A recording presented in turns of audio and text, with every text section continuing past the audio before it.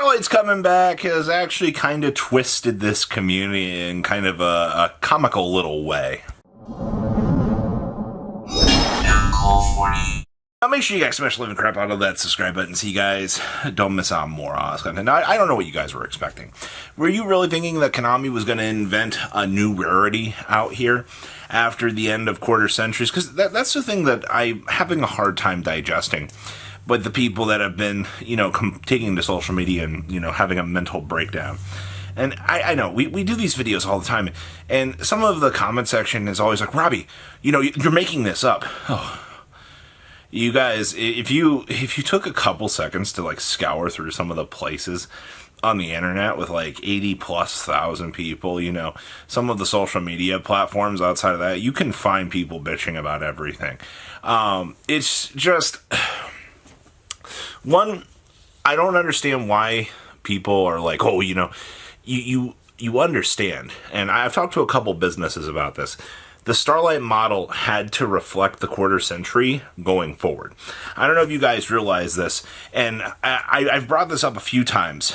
If you go back to the old box model, if you go back to the, hey, we're going to, give you one Starlight per... What is it? 2 cases. I think it was 1 in 25 boxes. I hate to tell you this, but you just can't do it one after you've had as many quarter centuries floating around in the market and so forth.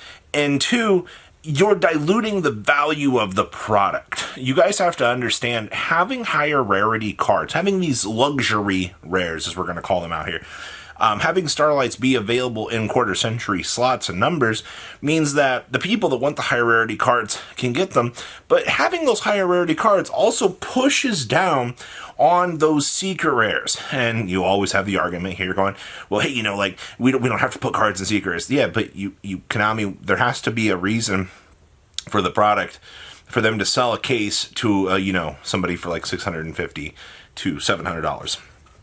There has to be, the stores have to be inclined to pick this up, and then as it's bought, people have to go, well, there has to be at least, there's got to be at least $700 worth of cards in here. There were cases back in the day, I hate to tell you guys this, but there were some sets in the 2021-2022 era, before quarter century started out here, that you were losing $200 to $300 on products. They were putting stores out of business out here because you're opening this product and you're like, there's no return on investment. There's no reason for this to be happening. And, you've got people out here like, yeah, screw the stores. Yeah, make them lose money. And it's like, well, what about your friend who just bought a case? Trying to pull cards, and he's out the exact same as the store, but you're patting your friend on the back over here and you're telling him, better luck next time. But if the store's opening up that product so that you can buy singles, so that you can get those cards available cheaper, so you don't have to buy the case, so you don't have to eat that loss, why are you pointing the finger at the store saying, yeah, screw them? It's like, I don't understand the cycle. I don't understand where this negativity is coming from about them bringing Starlights back, because this is fixing the secondary market problem. Now, obviously, sure, we could adapt to the model from OCG. You could adapt the secret rares into the sets, in addition to those things, but their pull ratios, they're not super exciting. And I don't hate the fact that Starlights are coming back in the quarter century slots. That means in quarter centuries, in a case, you should be pulling, 3 to 4? I think people grossly underestimate the amount of value that these particular cards prop up and actually allow to be stagnantly available in this product. Because, I know a lot of people don't have the for-profit mentality or things like that, but the idea is to at least break even. I want to be opening up product and going, man, look at me, I just lost $300 for opening up this product. How dare I? Well, I should have bought open product. Well, if I'm losing, that means that the stores are losing, which means that less people are buying this product. And people are like, well, Konami's going to change the formula. If people aren't buying the product, yeah, they're going to change the formula. They're going to put more powerful cards into the set to entice people to buy the product. There's not a change going on that front. It's Konami's going to put more meta warping cards.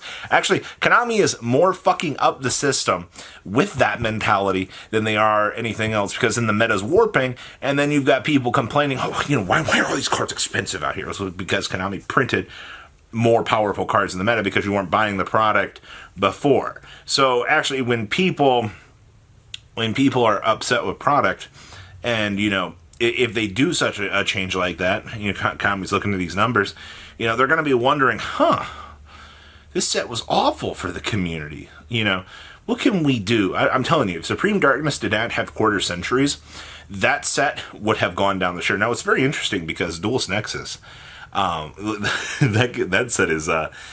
set needs to be studied, man. That set... there were a couple things propping that set up. It was very cool for what it was. But if that set didn't have quarter centuries, it would have bombed even faster.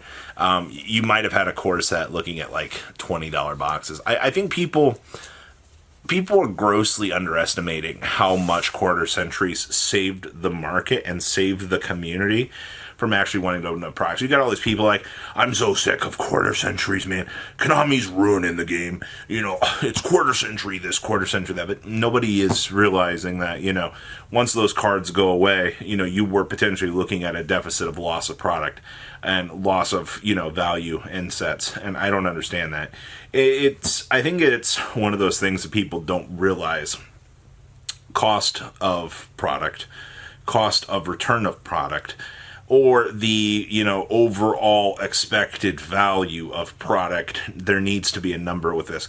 The standard consumer does not give a single fuck about all of this. They're like, oh, okay, there's a $500 card in here I can pull.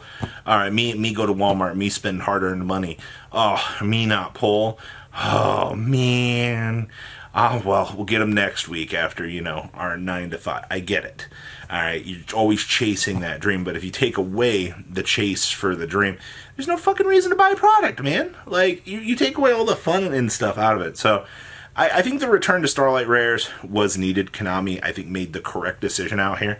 And I think, my next question is will, propping these Starlights up on a nice little shelf out here, and actually going, hey, we brought Starlights back. This is the exciting thing that we've done.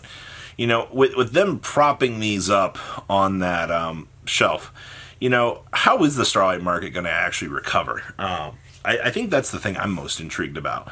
Because it's no secret, some people think Starlights look better than quarter centuries. Some people think the quarter centuries look better than Starlights. Now that this is going to be the high rarity on the table, how are these going to hold up in comparison to older things? And I think, we'll have some cheap Starlights, for sure. If we're going to reflect this pattern on core sets, that means you're going to have 25 per set. Which I am very curious about how the 24th or 25th slot is going to work in these sets. I am intrigued about that. But that's an interesting thing to kind of look forward to. So, Mr. Konami saved the market. To the people out here that are, upset about Starlights returning, they weren't going to invent a new mystical rarity. I'm sorry to tell you guys this. It was not going to happen. And I know, Konami we don't need Starlights in sets. No, you do. You guys need some sort of chase rarity. Yeah, they could have put Ultimates back in, sure, but the Japan formula is 4 Ultimates. You know how exciting that is? They could still put Ultimates back in core sets and put 4 slots in. I wouldn't hate that, but still leave the Starlight, part of it still in. And I think that would be just fine. So I welcome Starlights back with a major thing. I just wanted to bring up to everybody out here that, you're looking at this shift in value across the market that needed to happen because there has to be a chase rarity. Konami realized that, keeping the markets, happy with a nice little piece of candy will entice more people to buy product. Holy shit, who would have guessed? People chasing after shiny cardboard. It's almost like that's what is all about. So please, comment down below. Tell me what you guys think. I'll see your beautiful faces back here later today, guys. Patrons, thank you.